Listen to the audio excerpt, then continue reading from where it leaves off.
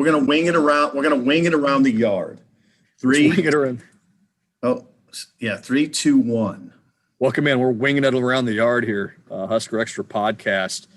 First one as the 2021 football season gets underway. I'm Chris. There's Parker. There's Steve. We're all in the office. We're all in the building. We're all in separate rooms in the building. I'm out in the main newsroom, probably annoying all my coworkers right now. But that's nothing. Is it hopping? Is the newsroom hopping? Young Luke Mullen is next to me right now, our new prep writer, grinding away. Welcome to the show. Welcome to the show, Luke. Parker broke a story. Parker broke a story shortly ago that we'll get to. Lauren Stivrins. Didn't break if he talked about it on his podcast. Okay. Well, it's kind of like maybe it's not the greatest tease ever, but if you move your right shoulder, Baz, all of our faithful viewers can. Well, if you turn and get a good long look at the boss, there he is, right there, Clark. There's Clark Grell. There's Clark Grell over. Whoa! Picking his nose right now. Whoa. All right. Well, let's get right into it. The listeners will be thrilled by that. Yeah, I'm sure they will be. Lot to talk about. Had our first media availability yesterday with the football team. Scott Frost for about 10, 15 minutes. A whole passel of players, about 10 players, spoke yesterday. Adrian Martinez among those, Cam Taylor-Britt, Cam Jurgens, others. And we heard a lot of stuff. There's a lot of stuff on our website right now from what we saw yesterday. There's a lot more coming as fall camp really gets going here over the next few days. And so that leads to the age-old question, and I'll open the floor to you guys. After what you heard yesterday, what do you kind of want to learn this week as fall camp gets going for Nebraska football? Go ahead, Parker. Well, I think, one of the things that was interesting that Frost said yesterday was just that line about wanting the position battles to be wrapped up such that they exist. It's a little bit lighter on that front this year than maybe some other years, just because it's a relatively veteran team. There's a lot of veteran teams out there this year with the extra year of eligibility. But, Frost said, well, at least in-house, we want to know sort of who our guys are earlier. That does not mean we're going to get a depth chart next week or something like that. Hey, guys, we figured out who the right guard is. We're excited to tell you on August 5th. That probably is not how it's going to go. But I am curious to sort of talk to some of the assistants, talk with Eric Chenander, just about where they feel like they are early in camp. And from that sort of determination standpoint of who are the guys going to be and how many players are there realistically that have a chance to make their way in the rotation. I mean, Ty Robinson yesterday said he thought they could go 3 deep at all 3 spots on the defensive line and have productive play from like 9 guys. And so I'm just like, I'm interested to sort of see what the next step is on the personnel front over the next week or so, because that's something that they want to sort of move forward more quickly this year than they do most years. Sipple? Oh, the idea is, there's a lot that I'm interested in, but I just want to mention something it's just an overarching thought.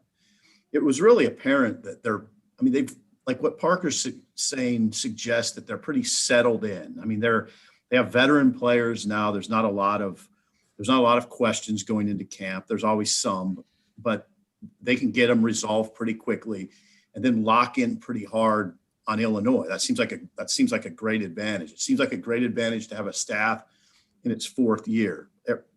Players are ingrained. The veteran players especially are ingrained in the systems. It seems like a major advantage to have a 4th-year starter at quarterback. What I'm getting at here is there's really not that many excuses here. I mean, there's really not. And Frost is of that mind too, and I think he's of that mindset. As far as positions that I'd be looking at closely running back's number 1. Frost said he wants one to emerge. I thought that was super interesting he said we'd prefer not to have it be by committee. Oh God, it is music to my ears. If there's one thing in this world, there's a lot of things I can't stand right now, but one for sure is a committee approach at running back. Ohio State doesn't do a committee approach. They get dudes that can carry a lot and run for 1,500, 1,700, 2,000 yards. Wisconsin does that. Nebraska used to do that a lot going back 25, 30 years. Now, committee approach tells me you don't have a guy. That's what that tells me. So hopefully one of those guys establishes himself. You'd think it would be Marquis Stepp maybe, or I guess, Gabe Irvin gets a lot of run.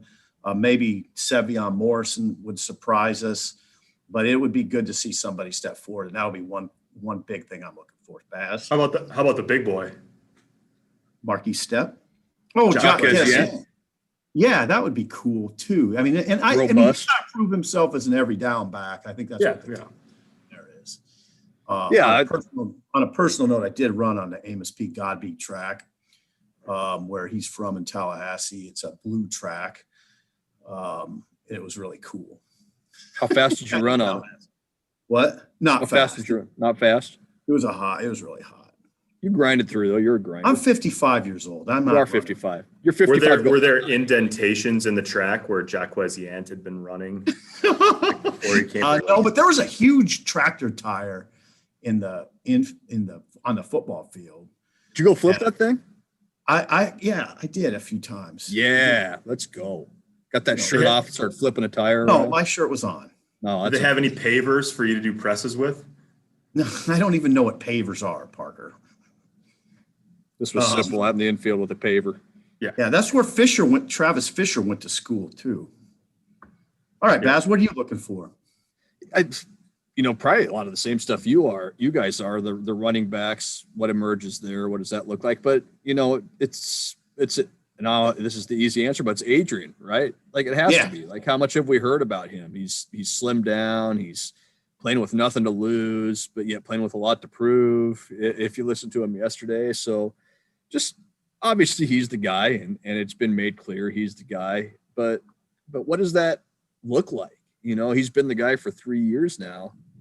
Obviously going back to his freshman year, he had a battle there to win the starting spot. And last year, Luke McCaffrey challenged him a little bit, but we know he's the guy. We know this year there's not a real challenge there for his starting position. And look, Adrian looks good physically. We saw that yesterday.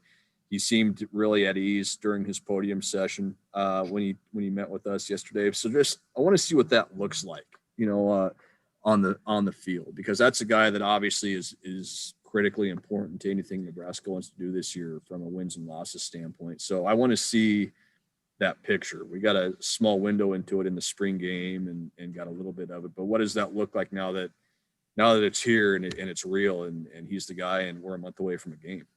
What's interesting, Sipple and Baz, I think like you started to get this sense yesterday and we talked about it earlier this week on the radio. I think, Sipple, there's really a sense, like I think that like there's always a point at which camp feels long. Like it's dragging on. You're just players are ready to see another team. Coaches are ready to plan for a team. Fans have waited a long time to see a game. Reporters are ready for something different besides, interviewing guys about camp. But I think that my guess is that moment is going to arrive maybe earlier than ever, especially for the players and coaches this year. And it seems like it's because we can talk all we want about position battles and all that, but really at the end of the day, like this is a season in which the only thing the players said yesterday they care about is just finding a way to win games. It seems like the only thing fans care about is, and we've heard a lot, are they actually better?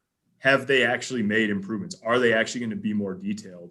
And so it's interesting to me because it's like there are important things that need to happen within the program, whether it's jobs, figuring out jobs, whether it's tailoring a game plan. Like these things take time, they take manpower to do. And yet I think we're going to spend most of the next 4 weeks in it's going to happen. We're waiting for a game, Yeah. Yeah. Oh yeah. So, now as far as the injuries go, Scott shed some light on, he said Honus probably won't be available. Will Honus. Sucks for him. Yeah.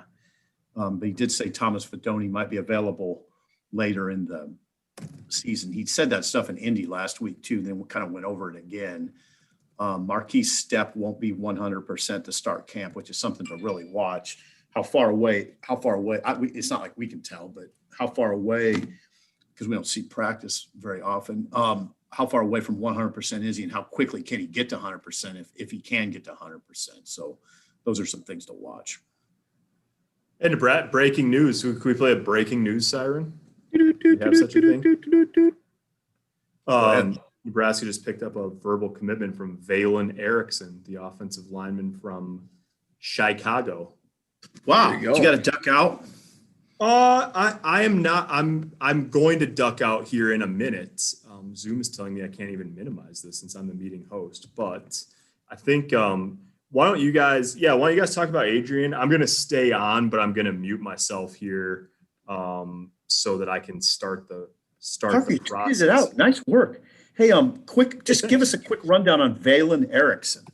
Well, he's a guy who took his official visit the first week of June, and then sort of went quiet in his recruitment after that. Nebraska was, I think, sorting through, sort of where they were at on the offensive line. Jake Mikula is going to make his decision in the next couple of days.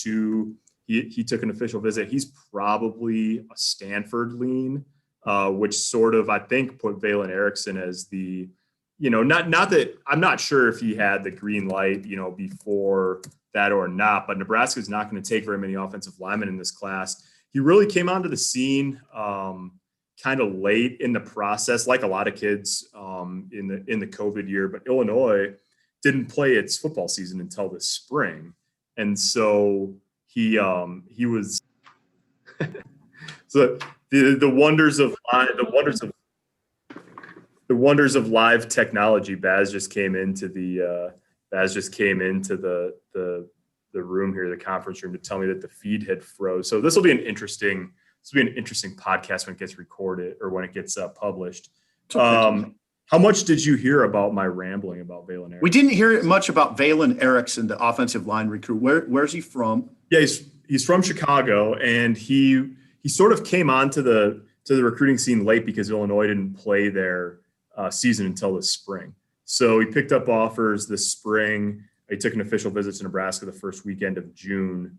And Nebraska is not going to take very many offensive linemen in this class. So it was interesting to sort of see how the dominoes fell in that regard. And they fell with Valen Erickson picking Nebraska. He had several other offers, Midwest schools, Big Ten schools. I know Tennessee was in on him.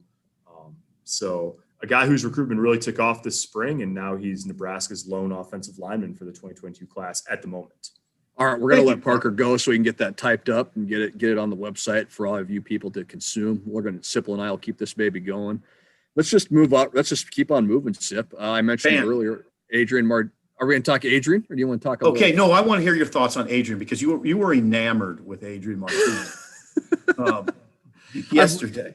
You and I have both long been enamored with Adrian Martinez, and I thought you wrote a good column today, calling out the haters who have written Adrian off. But I just talked about it a few minutes ago. I thought Adrian looked great physically. I thought he was at ease. Not that he isn't always at ease behind a microphone. That's one of his kind of cool features. He's always been really cool in those settings. But it was just really interesting, I thought, to hear that guy talk about what he's been through at Nebraska, the ups and downs, talk about, I don't have anything. I'm playing like I don't have anything to lose this year. Yeah. But also playing like he's got something to prove. I just thought that was interesting. And we saw it at the end of last year. He played some pretty good football. Yes, he continued to deal with the turnover issue, and that obviously needs to get fixed. But that was a guy that when he was going good, he was really good. He was efficient in the passing game. He was strong running the ball. I think we saw in the spring game what he looked like after he trimmed down a little bit, just from a speed standpoint, carrying the football. He's going to have what looks like some better threats at receiver this year. So, I think it's always fascinating with the quarterback at Nebraska, but I think even more so this year with a guy going into his fourth year as a starter who's the clear-cut number one. and who doesn't, or who has some unproven guys behind him. There's a lot of question marks behind him. So his value becomes even greater to this team. So yeah, it feels like Adrian's in a good spot. I think it's just going to be really interesting to watch that develop. Yeah, the conversation with Adrian's really interesting. It feels like to me that there's not much middle ground. There's people who believe in Adrian and that still think he can kind of capture that magic that he had in 2018. And then there's people who've just written him off and say he's just not very good, and he won't recapture anything. It doesn't feel like there's much wiggle room between those.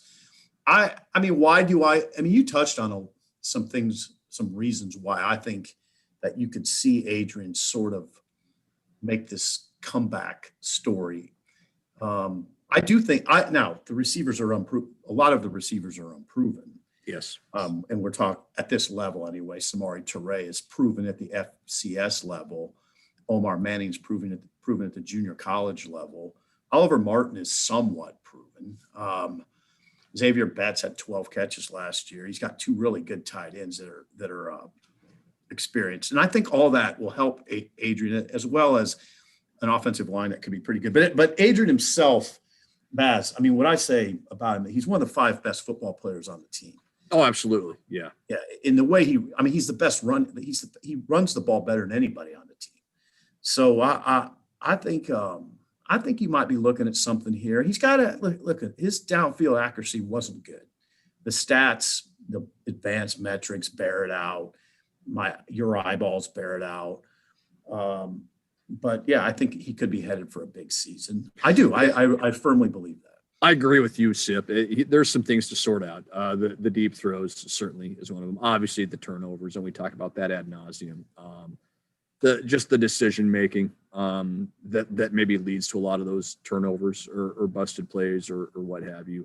But if he's truly going to play like a guy with nothing to lose, then he's going to play freer, and you have to think that decision making is going to get better, and he's going to play with maybe less stress on his shoulders, less weight on his shoulders when it comes to having to make a big play or do some of those things. And maybe he plays like a guy who knows that he doesn't have to carry this entire team with some of those weapons you talked about. If they're able to have guys, step up at the running back position, if these receivers pan out like we think a couple of them might pan out, then all of a sudden maybe that light bulb goes on that, hey, I don't have to do this all myself. And that can be very freeing, I think. Oh yeah. For anybody, no matter the profession, whether you're a quarterback or whether you're a sports writer or whatever you are, that can be a very freeing thing. So yeah, it's going to be fascinating to watch this. And obviously he'll get a good test right out of the gate at Illinois, conference game, all those sorts of things, biggest game of the year, blah, blah, blah, blah, blah. If he can come out there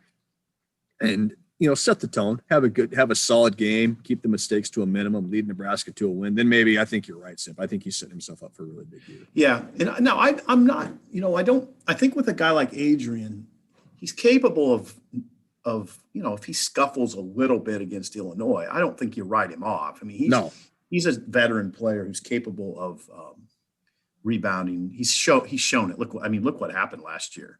Part of the reason I believe in Adrian is because of the way he responded to getting benched. You remember he didn't play against Penn State. He came in late against Illinois, like the last series, and looked good.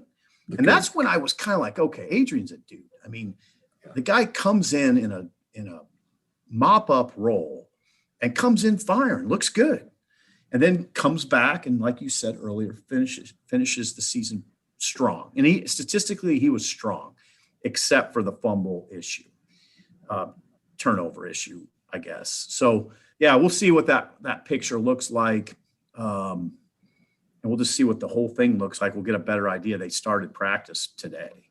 Yeah. And we have availability on Monday. So we'll get a little bit more for the people then. Speaking of a good picture, who got a good picture last night? That was Dalano Banton.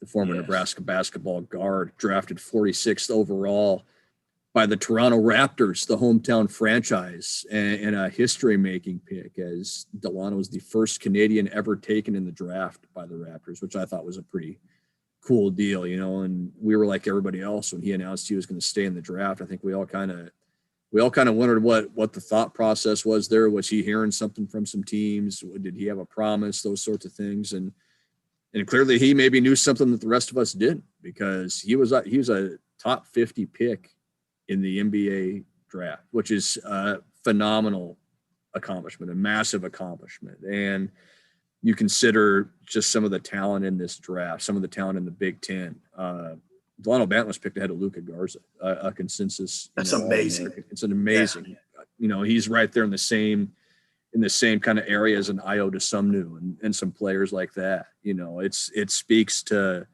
what Dalano was able to do in the pre-draft process. Yes, that's what it speaks to, because he didn't get drafted based on what he did at Nebraska. No, you're talking about a guy that averaged fewer than 10 points a game in one season at Nebraska and got benched at the end of the year.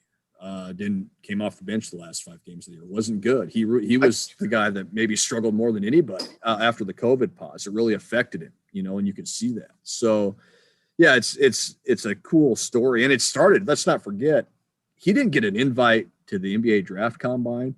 He didn't get an invite to the G League Elite Combine until another player, DeJon Jarreau from Houston, dropped out with an injury. That's the only reason Dalano got into that. And then he got that, and he sees that opportunity. He took advantage of it, led that deal in rebounds and assists, parlayed that in some workouts, started shooting the ball better. And now all of a sudden you've got a guy that is a pro, was drafted last night. So, yeah, it's interesting. Now, you've just covered it, so we don't have to go through it, but it's interesting. I think about people, Toronto Raptors fans, waking up in the morning and seeing in the second round, we picked this guy from Nebraska who got benched. Oh, he got benched late in the season. And, oh, by the way, the team won 7 games. I mean, there's some people that are going to say, okay, what is the deal? But you explained it pretty well. And it's not like he showed well at times for Nebraska last season. Even again, there's a parallel between he and Adrian that's sort of interesting to me. When Banton got benched, he responded well too. You remember late in the season, he didn't play that badly. There was at least one game I remember on the road where he was really getting to the rack, and I thought, wow, the dude's, he's not shooting the ball well, but he's getting to the hole. And he's still playing hard. And that means a lot, after a guy gets benched, to keep coming like that. And I've heard people say since that he is a mature, you could speak to this. I don't know. He's a mature kid. Yeah.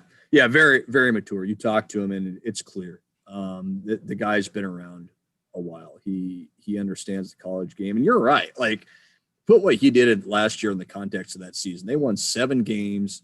They had a 3-week COVID pause. They played 15 games the last 30 days of the season. They were playing every other day at the end of a long season with all the COVID stuff going on in empty arenas, playing playing back-to-backs against Maryland, doing all this stuff that not a lot of teams were asked to do.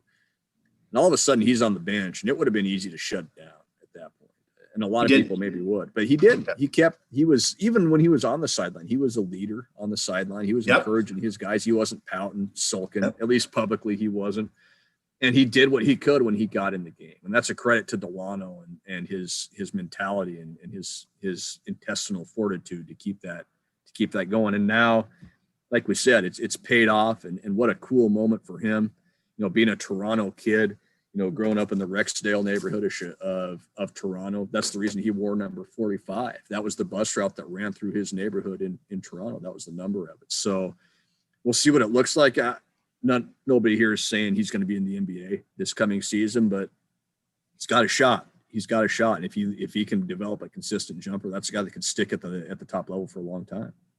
Yeah, that's the key. And, in one of the pre-draft workouts, as you covered in your story, he hit 68 of 100 3-pointers in a spot shooting drill, and then followed it up in live action with hitting 3 of 6. That sort of stuff gets NBA front office people's attention. And obviously he had he reportedly had a good G League elite camp. He had to have. There's no way there's no way he's getting drafted if he wouldn't have had a good camp and then followed it up with good workouts. And that, again, is a credit to him. Yeah. Now I wish we could have seen that player at Nebraska, but I'm not. I mean, I'm full of congratulations for someone who put in that sort of work and made this happen, bet on himself. Like you said, when he stayed in the draft, yeah, it was a little bit like, what, really? But he bet on himself, and it paid off. And you know, we don't. I guess we should mention this. Obviously, is a good look for Fred Hoiberg, and probably Fred has quite a bit to do with this. Yeah, and that's something in some of the pre-draft interviews that Dalano did. That was something that was brought up a lot.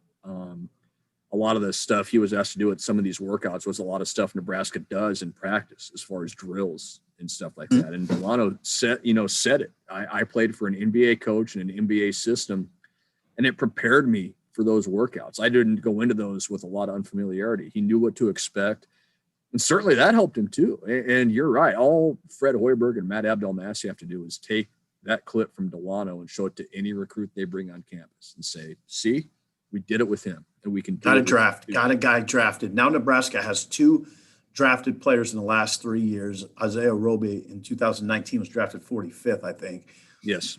By Oklahoma City. Now that and Roby ended a long drought. Before that, it was Vincent Hamilton. 1999. Right? It was a 20-year drought. Yep. So this is huge for Nebraska in the future. You can take that to a kid like an Isaac Trout and say, look, we did it with Dalano Banton. We can do it with you. You can take it to a Jason Green at Miller North and say, look, we did it with Dalano Banton. We did it with you. Simeon Wilcher, a top 5 player in the 2023 class. Look what we did with Dalano Banton, who was a top 100 player. We got him to the league. You're a top 5 player, Simeon. Look what we can do with you. So, yeah, it remains to be seen how his departure affects Nebraska on this roster, but for future rosters, for recruiting purposes, it couldn't have worked out any better. And the things Dalano said have really shed Nebraska in a positive light. And that's the biggest thing to come out of this for the program, certainly. Yep. So that happened last night at about 11 o'clock, Baz. It was late. Yeah, it was late. It was after 11. It just takes so long. The first round of the NBA draft takes so long, and then they kind of rip through them in the second round. So, yeah, it's a late night deal. I'm hoping to actually talk to Dalano sometime today. I've got a couple messages out. I'm sure he's another matter that came up today was Lauren Stivrins had a podcast with the setter, Nicklin Hames. Thank you, Nicklin Hames, and it was pretty revealing regarding Stivrins' back injury, Baz. Yeah, it was very, very revealing. And Lauren Stivrins, of course, is the All-American middle blocker. Now, she has not decided if she's going to play for Nebraska this year, and practice is 2 weeks away. So yeah. it's a very interesting story. And she, in this podcast, which I guess is an NIL situation, right? Not totally sure about that. Yeah, it might be. Certainly probably is. But yeah, it was some of the things she said was really fascinating. Just she literally doesn't know what she's going to do. It's a day-to-day injury. We kind of got an idea of the severity of the injury. We got a clear idea of the severity. A clear idea, yeah. She said the last Bass. Here's what she said. We didn't know any of this. I don't think anybody knew this outside of the program, then probably a few people. She said the last 2 months of the season, I wasn't in practice. I only played in the games. I would come in for maybe 5 minutes of practice, and I was doing rehab the rest of the time. It was something I was dealing with for a long time, and I don't think people understand that. She said, I didn't want them to because it's my business. I'm a very private person, which is why it's weird that I'm doing this podcast, etc. She also said that she says she literally remembers waking up the morning of the Baylor game in the NCAA tournament and went to the sports psychologist at Nebraska because, quote, I would wake up and look over at my nightstand and it was just covered in pills that I had to take throughout the day. And she woke up that morning and said, this is just too much. So it's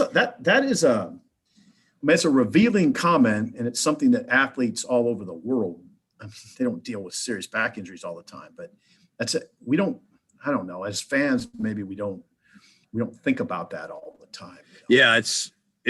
It's hard being a college athlete. And when you're at the highest level, like Lauren Stivrins is, you're probably managing some type of pain every day, whatever it may be. Yeah. Most of the time. Most of the time, Lauren's was clearly pretty severe. And like you said, the comment about the pills on the nightstand probably is the most eye-opening thing we saw in that, and gave you a window into maybe what she was dealing with and going through. So yeah, it was really interesting stuff. And it gives you an idea into the psyche of those players having to push through injuries to try and perform for their team and whatever else. And eventually, like you said, like she said, she got to a point where she couldn't do it anymore. She couldn't go out there and do it. And unfortunately for Nebraska, and unfortunately for her, that came in the NCAA tournament. But it just gives you an idea of how hard these athletes push themselves in these situations. So yeah, really, really, really revealing stuff from Lauren Stivrins. And obviously she's got a decision to make soon, like we said, the season starts before too long, So we'll see what that means for Nebraska. Even if she decides to come back, she's probably not going to be full go. No, she says she hasn't been able to work out at all except in the pool. She's no running yet, no jumping, just pool workouts with practice a couple weeks away. It's really an incredible story. Yeah. So yeah, that's on our website, huskerextra.com. Yeah. huskerextra.com. Check that out. Check out all our football coverage from yesterday. We'll have more coming, obviously, as camp gets underway next week. We'll start with a media availability on Monday morning. That'll be the first one with fall camp officially underway. Stay tuned, obviously, for more coverage. I'm hoping again to talk to Dalano Banton today. We'll hopefully get some context from him about being drafted. And as always, we'll keep you up to date on everything going on with the Huskers. And until next time, we'll talk to you soon.